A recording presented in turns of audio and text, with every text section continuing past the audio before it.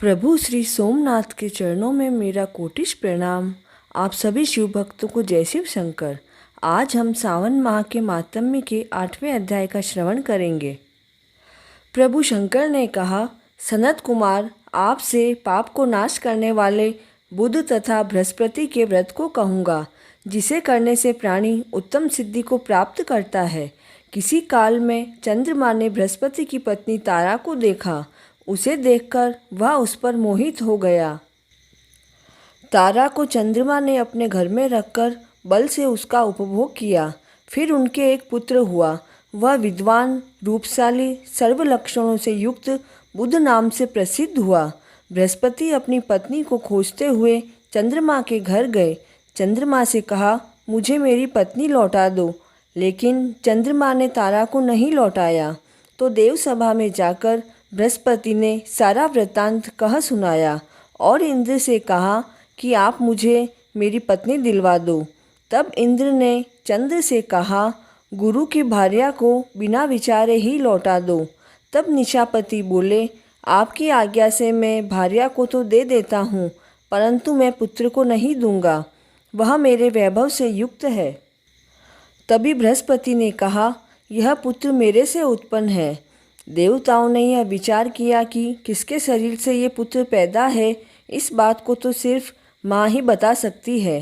तब तारा ने कहा, चंद्र का तो ये औरस है, औरस पुत्र है, और बृहस्पति का यह क्षेत्रज पुत्र है। तब देवताओं ने निर्णय करके बुध को चंद्रमा को दे दिया।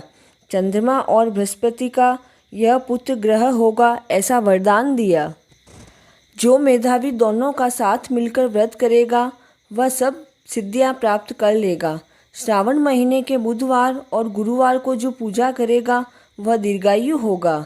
संपूर्ण दही भात दोनों मूर्ति को झूले पर रखकर पूजा करता है, वह गुणों से युक्त पुत्र को प्राप्त करता है। जो खजाने में रखकर पूजा करेगा, तो खजाने में अभिवृद्धि होगी। पाकशाला में रखकर अर्चना करने से पाक वृद्धि होगी। देवागार में पूजा करने से देवदया होती है।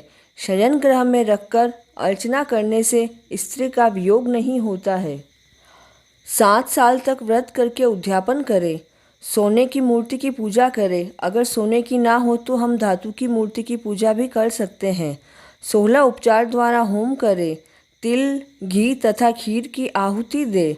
पीपल की समिधा से होम की पूर्णाहुति करें। मामा भांजे को अच्छा भोजन कराकर अन्य ब्राह्मणों को भोजन कराए। सनत कुमार ने शंकर जी से कहा, हे भगवान, आपने जो मामा भांजे को भोजन कराओ इस वाक्य को कहा है, इसका कारण बताओ। तब ईश्वर बोले, पहले के समय में मामा भांजे दरिद्र थे।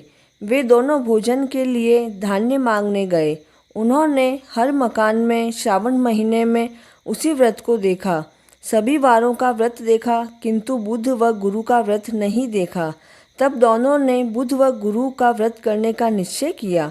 व्रत की विधि न जानने पर दोनों संशय से युक्त हो गए। तब उसी रात उन्हें स्वप्न में विधि ज्ञात हुई। व्रत के प्रभाव से उन्होंने बहुत संपत्ति प्राप्त की।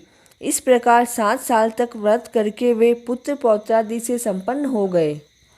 प्रत्यक्ष रूप में आकर बुध व गुरु ने उन दोनों को वर दिया कि आपने हमारे व्रत का सुविचार किया है। अतः आज से इस शुभ व्रत को जो करेगा, वह निश्चय ही भाग्यशाली होगा एवं वह सर्व सिद्धि प्राप्त करेगा, एवं निश्चय ही वह मामा एवं भांजे को भोजन भी करवाएगा। 8वां अध्याय संपूर्ण। बुध एवं गुरु का बीज मंत्र। ओम बूम बुधाय नमः। ओम ब्रह्म बृहस्पतये नमः। आप अगर ये व्रत करते हैं तो इन बीज मंत्रों का जाप अवश्य करें। आपकी सारी मनोकामनाएं पूरी होगी। प्लीज़ चैनल को लाइक एवं सब्सक्राइब करना ना भूलें। जय शिव शंकर।